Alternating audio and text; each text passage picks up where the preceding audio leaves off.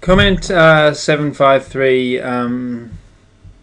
encourages you to use the Dear Mr.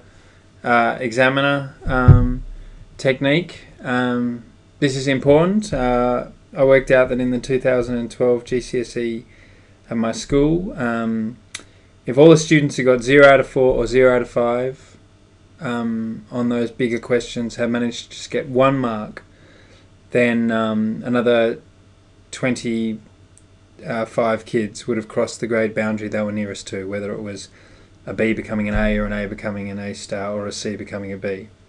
The Dear Mr. Examiner technique basically just tells you to do something rather than nothing. Imagine that you're just writing a letter to the examiner saying, Dear Mr. Examiner, thanks for your impossible question. I'm not going to do your question, but please give me part marks for what I am going to do, which is factorize this or work out that length, and so on. So the Dear Mr. Examiner technique, comment 753, just tells you to do something. So what it would be is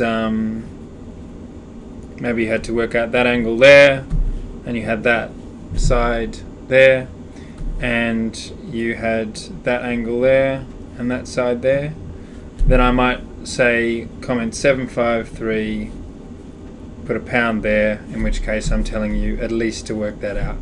You can use SOHCAHTOA to work that out, and then you would get at least 1 mark. Now, of course, the Dear Mr. Examiner strategy starts off as a strategy about part marks, but then you often realise that after having done the part mark part, you can in fact answer the whole question, as indeed you would be able to in this one, because you then realise that you can use SOHCAHTOA on that triangle as well.